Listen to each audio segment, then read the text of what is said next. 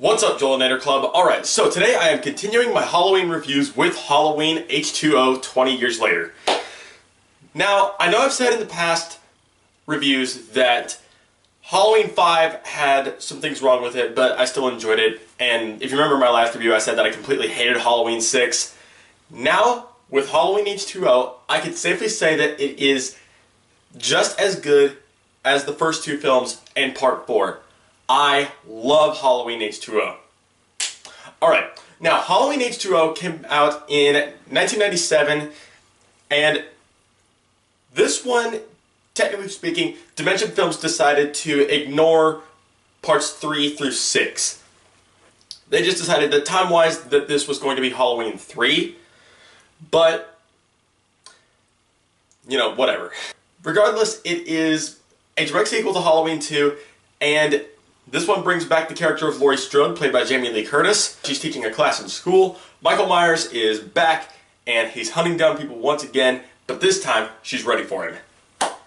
Okay, now, right off the bat, it's great to see Jamie Lee Curtis back in the role as Laurie Strode.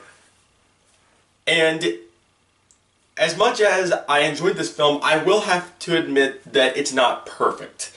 I do think it's a great film, don't get me wrong. However, when I decided to talk about these Halloween movies, I knew that I had to talk about some of the problems with some of them, and of course that's inevitable with almost any movie. Time-wise, this is actually the least longest running Halloween movie. It's the shortest Halloween movie. And I think I think for its time period, I think it could have been longer. I think the kills in this movie could have been bloodier, just slightly gorier. You know, Halloween back in 1978 got away with it because of how suspenseful it was. This one, I don't think, is as suspenseful as that one. It is suspenseful, but I think that it could have used, you know, some better kills. The kills in this movie were good, but they could have been bloodier.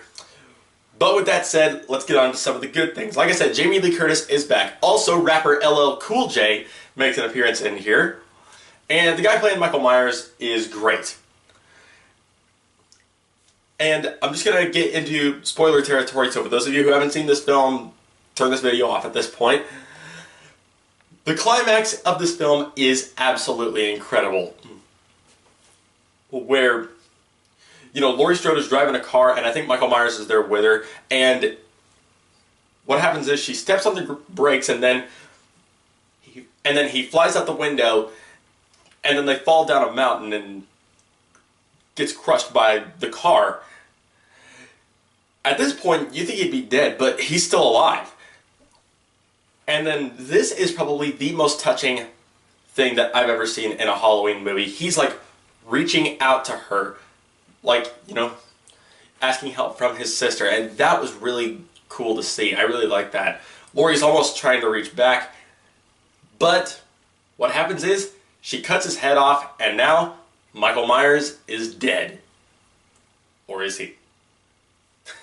Well, I don't want to spoil it for you guys, but just stay tuned for my Halloween Resurrection review, and I'll talk more about that. Guys, in the end, Halloween H20 is absolutely one of my favorite Halloween movies.